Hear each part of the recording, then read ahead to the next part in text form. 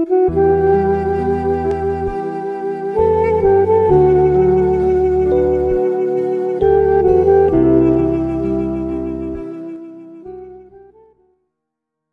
cara kita berzikir dalam kehidupan sehari-hari kita?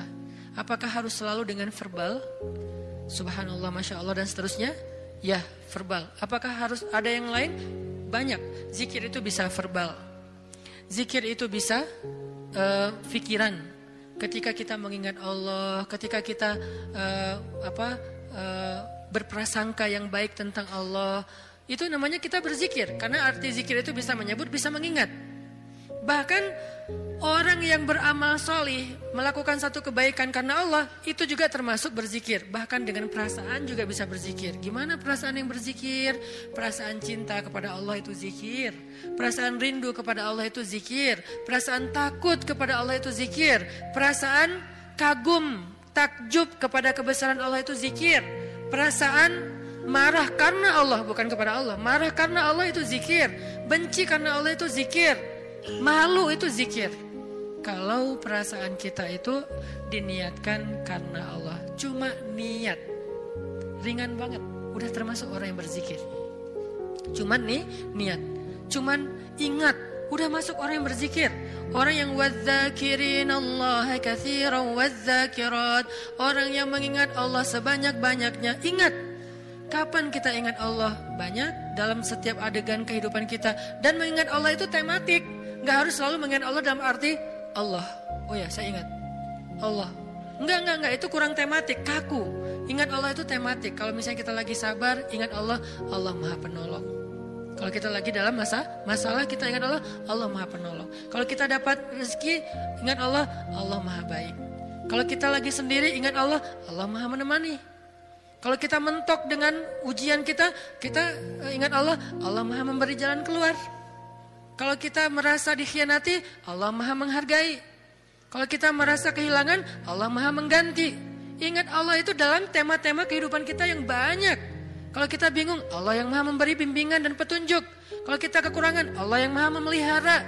Ingat Allah, Allah kalau bahasa A, Allah apa? Lagi, Allah terus. Gimana sih? Allah dulu, Allah lagi, Allah terus. Ya gitu deh pokoknya.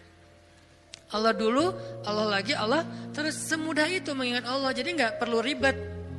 Kita gak perlu mention Allah pakai underscore terus lupa di depannya ntar ketukar sama yang fake. Gak gitu kan ya? Itu mah sosial media. Kalau kita gak tahu dan gak hafal akunnya, apalagi gak follow, gak akan dimunculin kan pas kita ngetik gitu kan. Tersalah lagi, udah capek-capek story ternyata salah dan gak bisa diedit, akhirnya hapus semua. Allah tuh gak kayak gitu, gampang. Ingat aja. Ketika kita ingat Allah, saat itu juga Allah ingat kita. Ana inda dhanni abdi bi, aku tergantung prasangka hambaku kepadaku. Jadi kalau kita pengen Allah ingat kita, ingat Allah. Langsung saat itu juga Allah ingat kita. Langsung. Sehingga ketika Nabi dan Abu Bakar terkurung di dalam gua Thur, Abu Bakar sempat lupa, manusiawi. Gara-gara khawatir terhadap keselamatan Nabi, Abu Bakar mengatakan, ya Rasulullah kita cuma berdua. Lupa, harusnya bertiga. Ya Rasulullah kita cuma berdua, ya Rasulullah kita cuma berdua. Musuh kita banyak, gimana ini? Nabi mengatakan, ma dhannuka bitsnain, Allahu thalithuhuma. Kenapa kamu pikir berdua ya Abu Bakar? Bukankah Allah yang ketiga? Baru kalau udah ingat Allah, la tahzan, innallaha ma'ana. Udah gak usah khawatir Abu Bakar, Allah bersama kita. Ketika Nabi berprasangka Allah bersama kita, maka Allah persis seperti persangkanya bahwa Allah bersama mereka. Langsung Allah palingkan wajah musuh-musuhnya dari melihat ke bawah. Gak ngelihat ke bawah, ke semua arah dilihat kecuali ke bawah. Ngelihat ke atas, ada gak di tebing atas? Gak ada. Ngelihat ke depan, di balik bukit ada nggak? Nggak ada. Ngelihat ke kiri, di sebelah sana ada nggak? Nggak ada. Lihat ke kanan, di ujung sana ada nggak? Nggak ada. Di belakang, mungkin mereka udah lari, nggak ada. Semua arah dilihat, tapi ke bawah nggak. Kenapa? Allah yang mengarahkan pandangan mereka. Kenapa Allah arahkan pandangan mereka? Karena Allah terlibat dalam urusan itu. Kenapa Allah terlibat? Karena hambanya berprasangka Allah bersama kita. Ada riwayat mengatakan muncul laba-laba bikin sarang. Ada riwayat mengatakan muncul merpati bikin sarang di situ. Tetapi riwayat yang paling kuat walaupun kita respect dengan semua pendapat ulama, tapi yang paling kuat di antara semua pendapat itu, memang Allah palingkan wajah mereka untuk tidak melihat ke bawah. Padahal kalau mereka ngelihat gini aja, nggak usah ngintip jauh-jauh. Cuman gini doang, udah kelihatan tuh di bawah. Karena guanya bukan gua, lubang kecil. 2 orang duduk di situ, sempit. Kalau mereka ngelihat ke bawah kayak gini, gua tahu nih, ini kaki siapa nih? Ketahuan, kelihatan. Kenapa sih nggak ngelihat ke bawah? Padahal ngelihat ke bawah itu sesuatu yang paling mudah dan kita sering banget ngelihat ke bawah. Tapi di waktu itu benar-benar nggak kelihatan ke bawah. Semua ngelihat muter sampai mereka munyer, sampai mereka pusing. Tapi ke bawah enggak. Luar biasa ya. Berarti Allah bersama Nabi dan Abu Bakar. Kenapa? Karena Nabi mengatakan Allah bersama kita. Jadi saat kita ingat Allah, saat itu juga Allah ingat kita. Amalan yang paling baik, amalan yang paling istimewa, amalan yang paling disukai Allah, amalan yang paling berharga, yaitu zikrullahi ta'ala, menyebut nama Allah, mengingat Allah, berserah kepada Allah subhanahu wa ta'ala. Mudah-mudahan kita termasuk orang yang bisa banyak zikir setiap harinya. Kalau lagi sedih, panggil Allah. Ya Allah, saya lagi sedih. Sebelum kita panggil, ya netizen, panggil Allah dulu. Jangan panggil netizen, karena dia tuh sok tahu sok benar. Maha tahu, kalau mau bilang maha nggak boleh.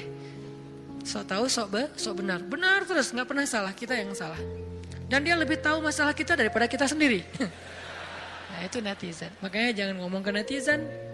Jangan ngomong ke grup dulu, teman-teman, geng, aku lagi ada masalah nih. Sebelum ke yang lain, bahkan sebelum ke pasangan halal kalau kita udah punya pasangan, sebelum kita ke orang tua, kalau kita masih punya orang tua, bilang, ya Allah, harus Allah dulu. Kenapa? Karena cuma Allah yang tahu jawabannya. Yang lain itu nggak tahu kalau Allah nggak ngasih tahu. Dia tuh nggak tahu, terbersit pun nggak di kepala dia kalau Allah nggak titip di kepala dia untuk kita. Jadi Allah dulu, ya Allah, saya lagi ada masalah. Ya Allah, hutang saya gede. Ya Allah, saya baru ditolak. Ya Allah, saya baru ditinggalin. Ya Allah, saya dimarahin. Ya Allah, ya Allah, ya Allah. Ya Allah, panggilan yang paling istimewa. Ya Allah, sebelum yang lainnya. Kita biasakan itu ya dalam kehidupan sehari-hari kita, ya Allah, ya Allah. Jadi kayak akrab gitu sama Allah. Mudah-mudahan dengan kita akrab, Allah juga sayang sama kita.